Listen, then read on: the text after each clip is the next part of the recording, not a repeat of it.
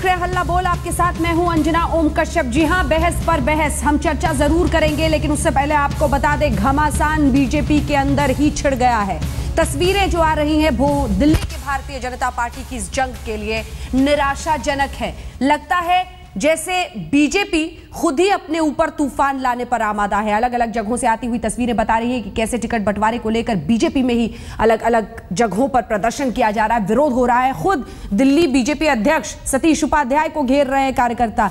ये साफ साफ बताता है कि कैसे महत्वाकांक्षाओं का और पार्टी के बीच में एक टकराव की स्थिति पैदा हो गई है। क्या इससे बीजेपी को ही नुकसान झेलना पड़ेगा?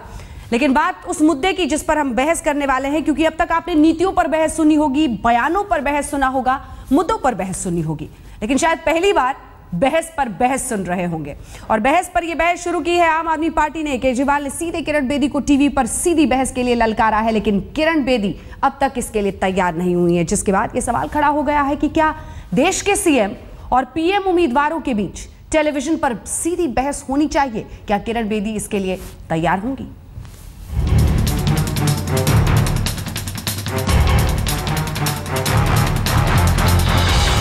जब चेहरे तय हैं, चुनाव तय हैं, नीतियां तय हैं, वादे तय हैं, तो फिर जनता के लिए उन्हें तौलने के लिए सीधी बहस क्यों ना हो? क्यों दिल्ली में दो घोषित मुख्यमंत्री उम्मीदवारों केजरीवाल और किरण बेदी के बीच सीधी बहस ना हो? यह वो सवाल है जिसे आम आदमी पार्टी के मुखिया अरविंद केजरीवाल ने हवा दी है।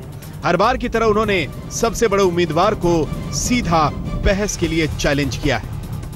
मैं उनसे अपील करता हूं कि ये जनतंत्र के लिए एक बहुत अच्छी पहल होगी अगर दोनों के बीच में एक डिबेट हो, अलग अलग मुद्दों के ऊपर हो। तो अगर ऐसा डिबेट होता है, ये अच्छी प्रथा शुरू करेगा। दोनों कैंडिडेट्स के बीच में मुद्दों पे डिबेट हो, घंटे 2 घंटे डिबेट चले, सारे टीवी चैनलों पे दिखाई देगा, लोग अपना मन बना सकें। 40 साल के चुनौती भरे पुलिस करियर के बाद राजनीति में आई किरण बेदी ने केजरीवाल की चुनौती को स्वीकार तो कर लिया, लेकिन चुनाव के बाद और तमाशा, एक और तमाशा, उस तमाशे में मैं शामिल होने वाली नहीं। ये तमाशा है। मैंने कहा हाँ बहस करें, 20 दिन बाद कर लेना, अगर जीत के आओगे तो फ्लोर पे यही तो करेंगे। ताजुब इस बात का है कि जनता को अपने उम्मीदवारों को चुनाव से पहले तौलना है या चुनाव के बाद।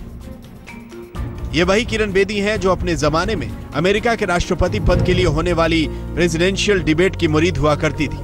ये ट्वीट गवाह है कि कैसे वो अमेरिकी प्रेसिडेंशियल बहस का इंतजार करती थी।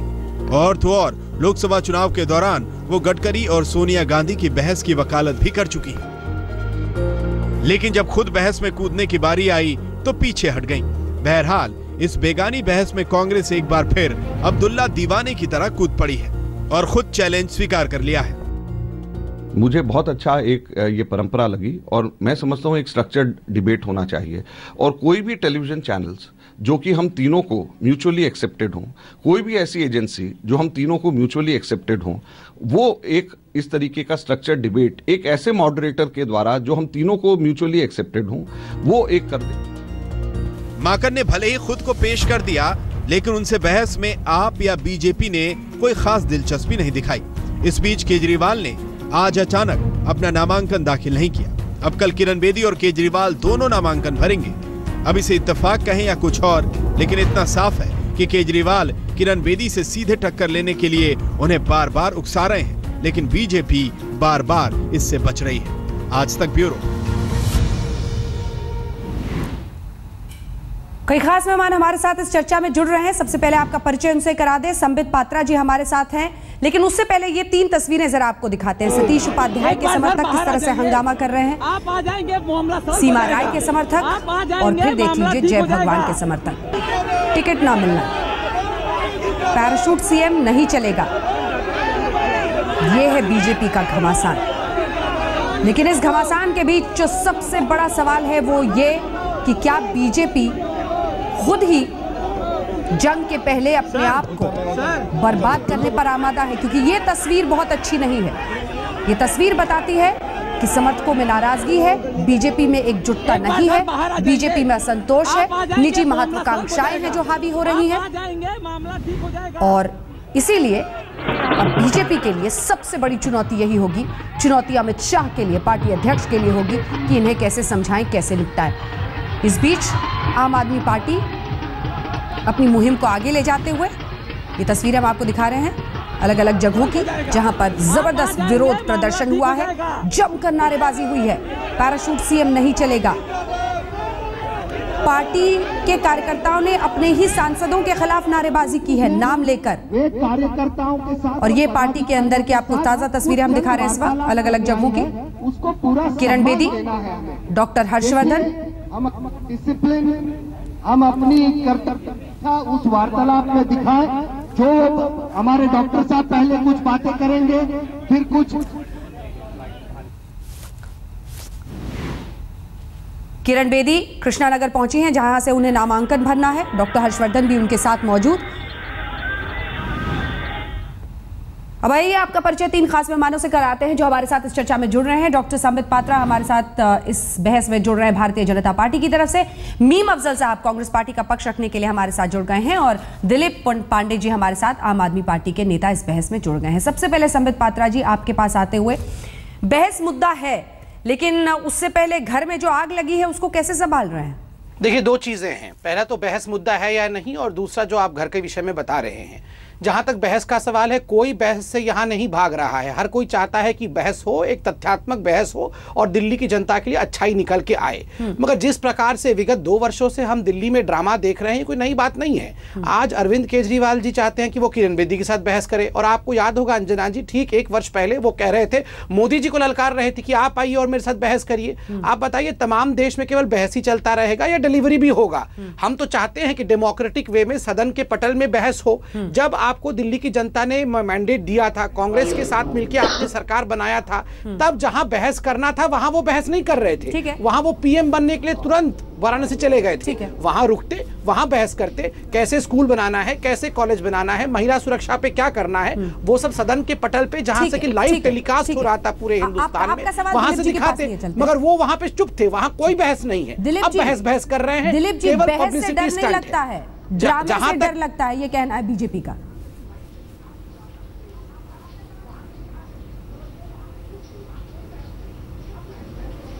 दिलीप जी, क्या आप मुझे सुन पा रहे हैं?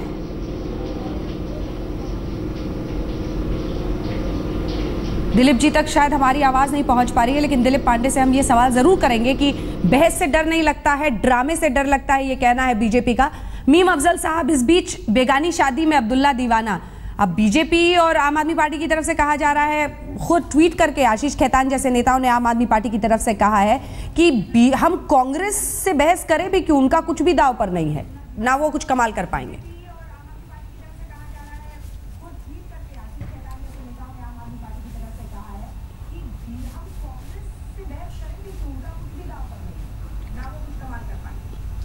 देखिए, आपने अभी अजय माकन साहब की बाइट चलाई। जाहिर है किसी चैनल के या एनआई के किसी कॉरेस्पॉन्डेंट ने उनसे सवाल किया, उन्होंने जवाब दिया। जो जवाब दिया है वो मेरे ख्याल में बिल्कुल सही दिया है।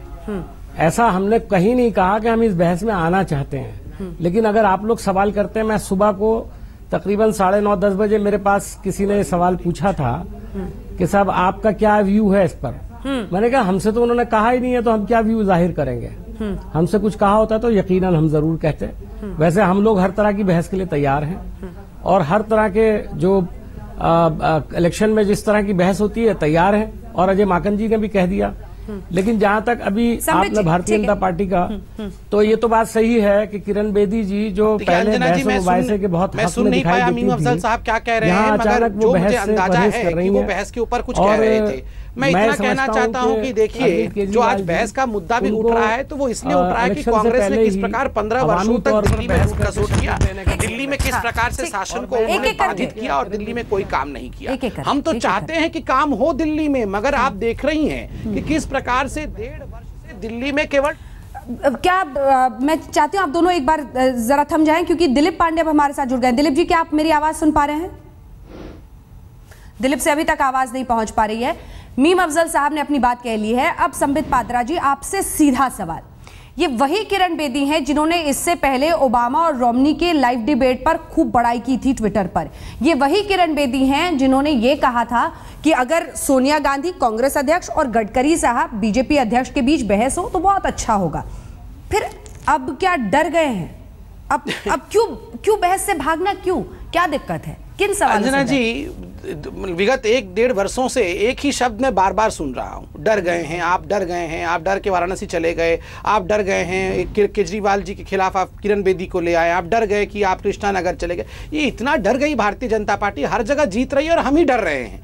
खैर, जो मुद्दे की बात है, किरण बेदी जी ने एक पढ़े लिखे इंसान के नाते बिल्कुल सच कहा कि प्रेसिडेंशियल फॉर्म ऑफ इलेक्शन में डिबेट होना चाहिए, मगर मैं यह याद दिलाऊं कि हिंदुस्तान में ना तो प्रेसिडेंशियल फॉर्म ऑफ इलेक्शन है और अभी हिंदुस्तान की डेमोक्रेसी को उस पेडेस्टल तक पहुंचना है जहां इलेक्शन केवल टीवी पे लड़ा जाता है। आपको ध्यान होगा, अमेरिका में लगभग 99.9% लोग टीवी को देखकर ही मन बनाते हैं। मैं तो कहता हूं हिंदुस्तान में भी महत्वपूर्ण है और हम आम आदमी पार्टी के या कांग्रेस के इस बात से असहमत नहीं है कि डिबेट नहीं होना चाहिए, मगर आखिरकार ये आम आदमी पार्टी डिबेट चाहती है या ड्रामा चाहती है, ये आप उनके प्रवक्ता से पूछिए। हमेशा से ही इन्होंने ड्रामा चाहा है। अब ये किरण बेदी जी के कंधे पर पैर रख के पब्लिसिटी चाहते हैं, क्योंकि मैंने सुबह भी कहा है AAP मतलब ऑल अबाउट पब्लिसिटी। इनको जहां से भी पब्लिसिटी मिले वो वहीं से पब्लिसिटी ग्रैब करना चाहते हैं। हाँ। जनता के बीच जाना नहीं चाहते हैं, ट्विटर खेलना चाहते हैं। आप बताइए, चुनाव इतना बड़ा मसला है, इतने यहाँ पे मुद्दे हैं, सुबह से अरविंद केजरीवाल ट्वीट पे लग जाते हैं कि देखिए मुझे ब्लॉक कर दिया है। 1.5 साल पहले का विषय आज उठा रहे हैं कि मुझे ब्लॉक कर दिया है, मुझे अनब्लॉक नहीं कर रहे हैं ट्विटर पे। अरे आप जनता के साथ जाके बातचीत करिए, जनता के विषय को ट्वीट करिए। ये क्या हो गया कि किरण बेदी जी ने आपको 1.5 साल पहले ब्लॉक कर दिया था तो आज उस विषय पे आप चर्चा कर रहे हैं। देखिए, स्वाभाविक रूप से आम आदमी पार्टी का जिस प्रकार से एक नाटकीय अंदाज रहा है, मैंने शुरू से ही कहा है, तू काम न कर, केवल काम का जिक्र कर और जिक्र का फिक्र कर, बस उसको छोड़ के इनका कोई मकसद नहीं है। दम है इस आरोप में मुअज्जल साहब?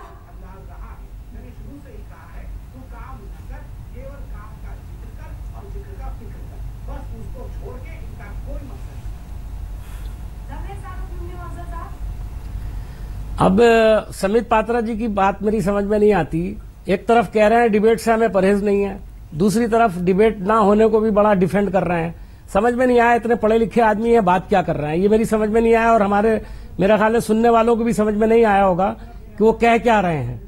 तो मेरा ये कहना है कि अगर अरविंद केजरीवाल साहब ने कहा है तो जवाब तो बेदी जी की तरफ से आ गया है और उन्होंने जो कुछ कहा है उससे ये साफ जाहिर होता है कि वो डिबेट से घबराती हैं। मैं भागने का लफ्ज इस्तेमाल नहीं कर रहा हूं, चूंकि भागने का लफ्ज बहुत इस्तेमाल होता रहता है।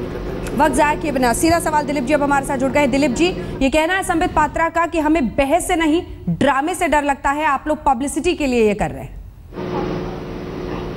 मुझे लगता है कि संबित जी को पहले आपस में बातचीत करके तय कर लेना चाहिए कि किसको बहस से डर लगता है और किसको बहस से डर नहीं लगता है। हमारा यह मानना है कि अगर लोकतंत्र के अंदर संवाद की संभावनाओं को समाप्त कर देंगे तो आप लोकतंत्र का गला घोटने वालों की कतार में खड़े हो जाएंगे। संवाद से, विरोध से, बहस से लोकतंत्र मजबूत होता है। और हमें सुनने में यह भी आया था कि जब बहस की बात चली थी तो किरण जी ने एक बार को तो स्वीकार कर लिया था। मैं याद दिलाना चाहूंगा, ऐसे कई मौके आए हैं जब किरण बेदी जी यूएस की प्रेसिडेंशियल स्टाइल्स डिबेट को अप्रिशिएट करती हुई नजर आई हैं। एक मौका ऐसा भी आया जब किरण बेदी जी ने कहा था कितना अच्छा होता कि अरुण जेटली राहुल गांधी के साथ डिबेट कर रहे होते। तो इस तरह की सोच रखने वाली किरण बेदी जी को हमें लगता है कि किसी भी तरह से ऐसी हेल्दी डिबेट से, जहां वेन्यू उन्हें तय करना है, जहां एक न्यूट्रल प्लेटफॉर्म, पब्लिक प्लेटफॉर्म होगा, एक एंकर होगा, एक मॉडरेटर होगा, इन सबके बीच एक अच्छी बहस हो तो जनता को चुनने में आसानी होती है।